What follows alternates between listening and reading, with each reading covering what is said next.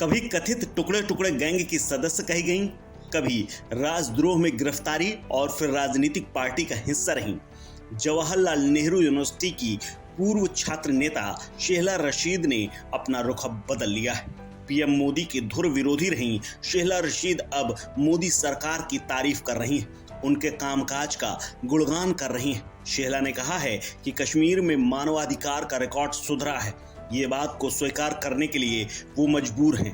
राज्य में जिंदगियां बच रही हैं। सरकार के रुख ने लोगों के जीवन बचाने में मदद की है। जी हाँ, ये ट्वीट शेहला रशीद का है। शेहला रशीद की ये प्रतिक्रिया इसलिए महत्वपूर्ण है क्योंकि वो जम्मू कश्मीर से ताल्लुक रखती हैं। जेएनयू छात्र संघ की नेता रह चुकी शेहला फरवरी 2016 में जब जेएनयू में तत्कालीन छात्र संघ अध्यक्ष कन्हैया कुमार और उमर खालिद की राजद्रोह के तहत गिरफ्तारी हुई थी, उसके बाद शेहला ने जोरदार प्रदर्शन किया था और सरकार के खिलाफ खूब मुखर थी। इसके अलावा जम्मू कश्मीर में जब आर्टिकल 370 हटाया गया था तब भी शेहला ने सरकार का तीखा विरोध किया था। लेकिन वही शेहला अब ट्वीट करते हुए सरकार की तारीफों की पुल बांध रही हैं। वो कहती हैं कि इस बात को स्वीकार करना भले ही असुविधाजनक हो, लेकिन ये सच है कि नरेंद्र मोदी सरकार और जम्मू कश्मीर एलजी के प्रशासन में कश्मीर में मानवाधिकार रिकॉर्ड में सुधार हुआ है। सरकार के स्पष्ट रुख ने कुल मिलाकर जिंदगियां बचाने में मदद की है। यही उनका नजरिया है।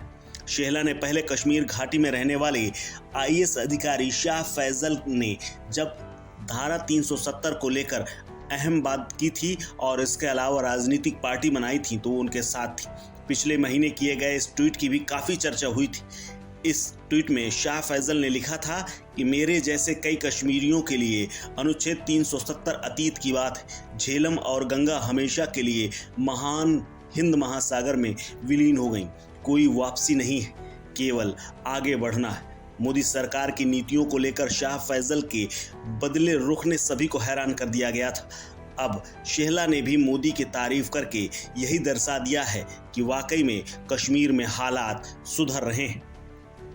आपको बता दें कि शेहला के इस गुणगान के बाद ट्विटर पर खूब जंग छिड़ी हुई है। लोग शेहला के पुराने ट्वीट और बयान निकालकर पोस्ट कर रहे हैं, वहीं तमाम लोग मीम बनाकर मजे ले रहे हैं। कश्मीर निवासी शेहला रशीद ने भारतीय सेना पर भी इससे पहले आपत्तिजनक ट्वीट की थे और उसके बाद शेहला रशीद ने अपने ट्वीट में बाकायदा सशस्त्र बलों पर अत्याचार के आरोप तक लगाए थे। इसके अलावा अब कश्मीर की राजनीति के जानकार उन्हें बीजेपी के करीब जाता हुआ देख रहे हैं।